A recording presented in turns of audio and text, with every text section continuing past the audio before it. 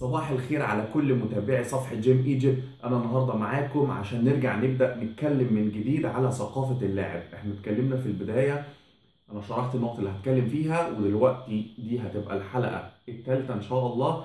الحلقة الثانية كنا بنتكلم فيها على تقسيم الوقت، الحلقة الثالثة النهارده هنتكلم على عبارة انا كنت قلت في الحلقة الأولى.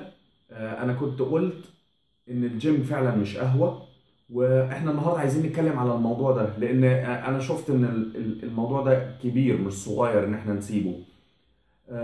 على فكره انا ما كنتش بتريق لما بقول ان الجيم مش قهوه، انا فعلا قاصد الكلمه، لان القهوه انت بتقدر تقعد عليها بالساعات وتطلب طلباتك وتتكلم مع اصحابك. هو مكان للدردشه عامه، فملوش حدود. لكن الجيم ليه حدود، ان انت لازم تروح الجيم تحترم مواعيد التمرين بتاعك ومواعيد تقسم تمرينك ازاي بحيث ان انت تقدر تاخد الكفايه بتاعتك من التمرين او تستفاد باكتر جهد يعني هتقدر تعمله في جوه الجيم ويبقى فيه نتيجه في الاخر من التمرين بتاعك.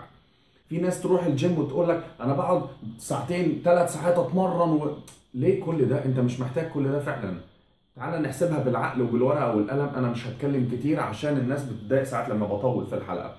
انا هتكلم لك بمختصر مفيد عن ان الجيم مش قهوه، افهمك ازاي ده هيحصل عشان ما تقولش ان انا بقول كلام وخلاص. تعال نقول النهارده عندك تمرين الظهر، تمرينة الظهر بتاعتك هتبقى متقسمه ل5 حركات. ده الطبيعي ان كل الناس بتاخد عضله الظهر وعضله الصدر او اي عضله رجل بتاخدهم في 5 حركات، بتعمل تشكيل. ال5 حركات دول بيتقسموا ل4 مجموعات، المجموعه بتبقى من 10 ل 12 عده.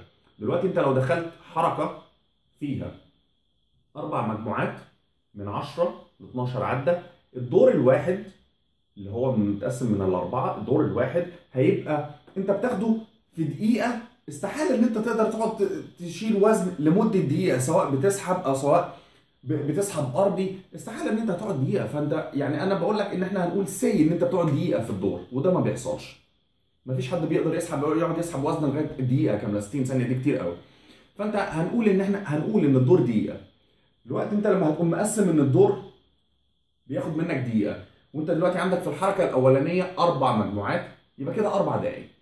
وبعد كده هتخش على الحركه اللي بعديها، يبقى كمان عندك 4 دقائق. وبالتالي في ال5 حركات هيديك المجموع كله في الاخر ان انت بتعمل في ال5 حركات و4 مجموعات، وكل مجموعه منهم من 10 ل 12 بتاخد 20 دقيقه بالظبط. انا حسبتها وانا بديلك دقيقه للتمرين، وده ما بيحصلش. وكمان هديلك دقيقة ما بين الأدوار، يبقى عندك دقيقة تمرين ودقيقة راحة، المجموع كله هيبقى 40 دقيقة. يبقى أنت محتاج تقعد في الجيم أكتر من كده إيه؟ خلينا نقول إن أنت وأنت داخل التمرين بتاعك حد ندى عليك، قول له استنى لو سمحت هاخد التمرين بتاعي بسرعة، وبعد كده في الدقيقة بتاعت الراحة ده اللي يرجع لك أنت عايز تتكلم فيها أو عايز تلقط نفسك او تروح تملى ازازه الميه او تعمل يعني تهدى على اساس ان انت تقدر تريكفر او تستعيد ان انت تقدر تخش الدور اللي بعده. لكن ما تقفش تتكلم مع صاحبك، لسبب ان انتوا لما بتقعدوا تتكلموا انت بتعطل المساحه بتاعت الجيم كلها، ان في واحد بيبقى جاي مستني الدور، فانت بتيجي وهو بيجي وهو بيجي وهو بيجي، ما بيبقاش في مكان. ليه؟ عشان انت بتقعد في الجيم كتير. ما تقعدش في الجيم كتير زي ما قسمتها لك. الموضوع كله هياخد منك 40 دقيقة تمرين، وانا مديلك دقيقة في التمرين، وده ما بيحصلش. يعني في الدور الواحد دقيقة دي ما بتحصلش. مين بيقدر يقعد يزق دقيقة كاملة او يشد دقيقة كاملة؟ مين؟ محدش. فخلينا نتكلم في الطبيعي. قلنا هيبقوا 40 دقيقة، قول كمان هتاخد مثلا 10 دقايق ان انت بتخش تغير لبسك وبتخرج من اوضه اللبس وبتبتدي تتمرن، ومعاك كمان هقول لك كمان معاك 10 دقايق انت كمان بتبقى فين؟ على المشايه مثلا بتسخن او على العجله. لازم نعمل عمليه الاحماء دي في البدايه، ده لازم طبعا. ولازم تعمل عمليه الاطالات استرتشات قبل ما تبتدي تخش على الاوزان، ان انت عشان ما يحصلكش اي لا قدر الله مزق او تقطع في اربطه او حاجه.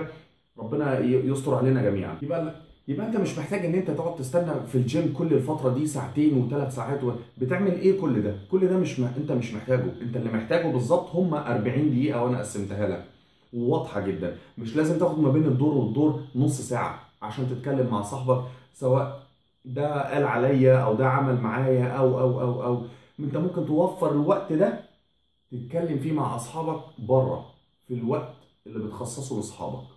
لكن جوه الجيم انت محتاج ان انت تعمل اعلى نسبة تركيز في دماغك، اعلى اجهاد للعضلة، ان انت تقدر تمرنها صح من جميع الزوايا المطلوبة في العضلة عشان تقدر توصل لنتيجة في الاخر. انا مش عايز اطول عليكم، انا قلت بس اوضح حاجة بسيطة بحيث ان احنا نقدر نساعد بعض ونقدر نتواصل مع بعض. مريت بظروف نفس اللي انت بتمر بيها، فعشان كده انا بعمل الحلقات دي عشان انصحك. اللي انا وقعت فيه من الاخطاء انا مش عايزك انت تكرره. انا بكلم الشباب مش البروفيشنالز او المتخصصين، انا بكلم الشباب اللي لسه مبتدئ الجيم. فانت لما تروح الجيم المره الجايه اوعدني ان انت هتقعد بس ساعه واحده في الجيم مش اكتر. واشوفكم في الحلقه الجايه ان شاء الله، وباذن الله انا هحاول الحلقه الجايه تبقى عن التغذيه. انا اللي مخليني مأخر حلقه التغذيه ان بحاول اعمل لها اعداد كويس جدا، عشان انا ببقى متابع الكومنتات على الصفحه وبشوف جميع الاختلافات في الاراء على التغذيه. فانا برضو عشان ابقى واضح انا هتكلم عن التغذيه كثقافه عامه، انا مش هتكلم على دايت خاص بيك انت او نظام غذائي خاص بيك انت. لا، انا هتكلم يعني في المجمل في العام، مش هتكلم في الخاص. فلو سمحتم نتواصل مع بعض وقولوا آرائكم، ويا ريت نشوف التعليقات هتبقى عاملة ازاي عشان نقدر نوصل لنقط احنا نستفيد منها، سواء انت هتستفيد او انا هستفيد. شكرا واشوفكم في الحلقة الجاية ان شاء الله. تحياتي كابتن هاني، ومعاكم جيم مصر، اقوى جيم في العالم.